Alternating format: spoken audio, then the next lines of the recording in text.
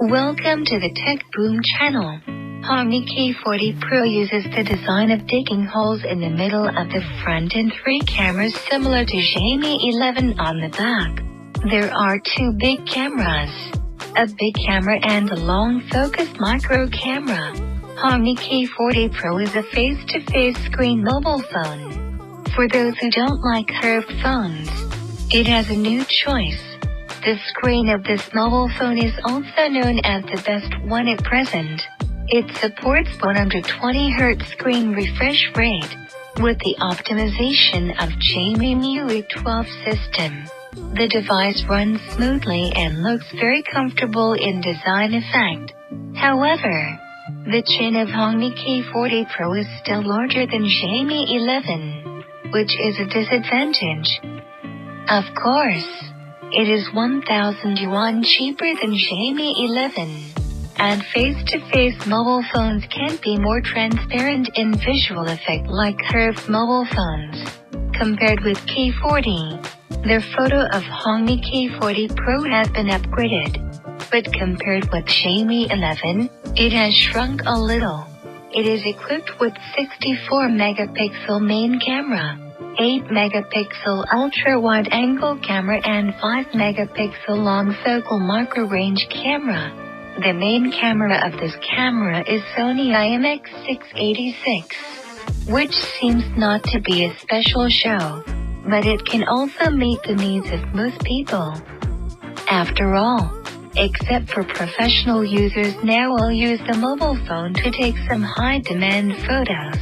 Many ordinary users still scan a code to take a picture. In terms of performance, Xiaolong 880A processor has achieved 720,000 points. The performance of Redmi K40 Pro is acceptable, and LPDDR5, USF 3.1 and Wi-Fi 6 have reached the first-class level of Xiaomi mobile phones in terms of configuration. Redmi K40 Pro's body weight is 196 grams and its thickness is 7.8 millimeters, which is the first-class level in 5G mobile phones. In addition, there are X-axis linear motor and dual stereo speakers. The configuration of these details has not shrunk. There are also NFC and infrared remote control. But there is also a disadvantage that this mobile phone is equipped with side fingerprint identification, not screen fingerprint. Although it reduces the thickness of the body, the accuracy and sensitivity of side fingerprint identification are far less than screen fingerprint identification. Redmi K40 Pro does not do well in this aspect.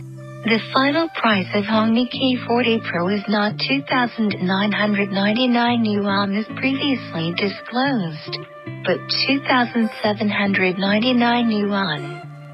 Lu Weibing played a trick on us, but it did bring more discounts to users, which is also a favorite. As Lu Weibing said, Xiaomi's insistence on cost performance does not mean that it wants to fight a price war with its friends, but that it wants to regard it as a kind of value, to make itself have no way to go, and to let friends join the competition. Redmi K40 Pro, as the cheapest flagship phone of Qualcomm Snapdragon 888, is basically full in other aspects except that the camera is the same as the previous model. At the same time, the price starting from 2,799 yuan is very sincere, which can be said to be a bit fierce flagship. Redmi K40 Pro continues the best performance-price ratio of Redmi. No wonder it will be sold out after the press conference.